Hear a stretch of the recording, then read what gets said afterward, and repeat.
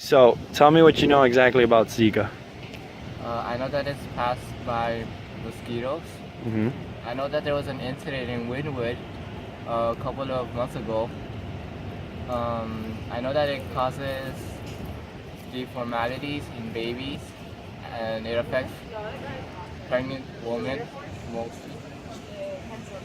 Okay. About Zika.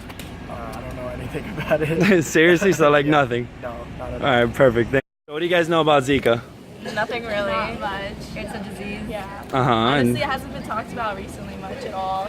Something with mosquitoes. Yeah, mosquitoes. I think it was brought here a long time ago. It was in a Friends episode that I watched Oh, last no. night. Really? Yeah, a Friends, like an old episode. Oh, wow. About Zika. Oh, and thank you for the flyer. What do you know about Zika? You get it from mosquitoes. It's not very common here, but it's common in third world countries where they don't have proper vaccinations. Oh, wow. Look at that. It affects pregnant women the most. Pregnant women the most? Alright, perfect. Thank you so much. You put on the damn. Yeah, it's perfect.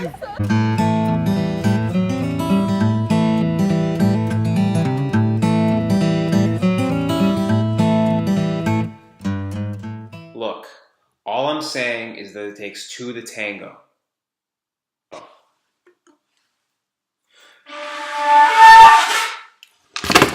Good evening and welcome to the Microbiome Action News Station, the worst rated news station in the Northern Hemisphere. I am your anchor, Chandler J. McFarland. Tonight, we will be investigating the Zika virus. The Zika virus was first isolated from a rhesus macaque monkey in April of 1947.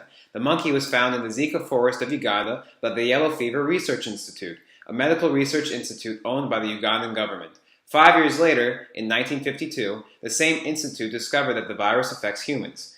More recently, the virus has gained notoriety for the widespread outbreak across the Americas. The recent outbreak began in Brazil in April of 2015 and has spread rapidly throughout the Americas and Malaysia. In November of 2016, the World Health Organization declared that Zika is no longer a global threat but a highly significant and long-term problem. Zika virus is spread through mosquitoes and the symptoms can be mild to severe. Pregnant women who are infected or have been infected recently tend to have children with birth defects such as microcephaly. Some adults can develop Guillain-Barré syndrome, a disorder in which a body's immune system will attack its own peripheral nervous system. We will now turn the spotlight to our first guest, Dr. Justin, who will help shed a little more light onto this virus for us. Thank you. I'm Justin. I'm going to be talking about Zika virus.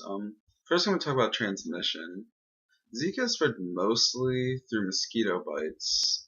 So wearing long sleeves and long pants or mosquito spray while visiting areas affected by Zika is probably a good idea to prevent contraction of the disease. Zika can also be spread during intercourse, so if you're visiting an area affected by Zika, you should probably wear condoms during sex. Also, pregnant women should not travel to areas affected by Zika because Zika infection can result in severe birth defects like microcephaly. Now I'm going to talk about the symptoms of Zika. If you've traveled to an area affected by Zika and you're experiencing a fever, rash, joint pain, red eyes, or sometimes muscle pain and headaches, you should see your doctor for just to rule out Zika. These symptoms usually last several days to a week and are very mild. Most people do not end up in the hospital with Zika, and very rarely does somebody die from Zika virus.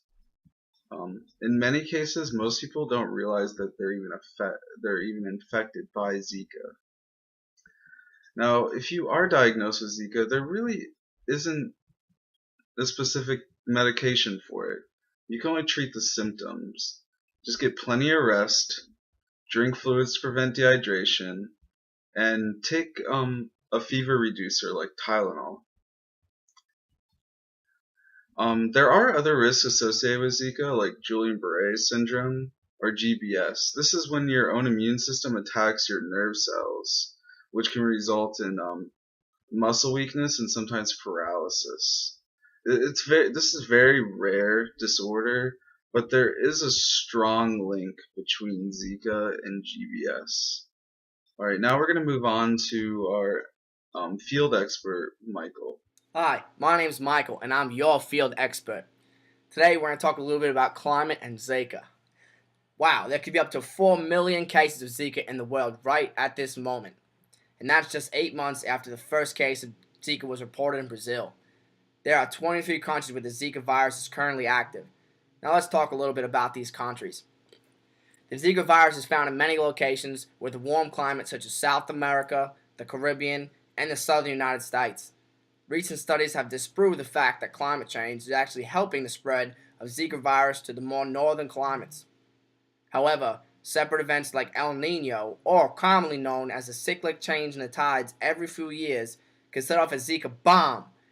This is really important, and especially important to the residents of Florida, because due to its location and prime temperature during the projected time of the El Nino event, Florida could become the United States' biggest Zika battleground. This effectively puts millions and millions of Florida residents at risk of contracting the disease. But don't worry, your field expert has you covered. If the Zika bomb does in fact explode, the CDC recommends a few remedies to help solve your problems.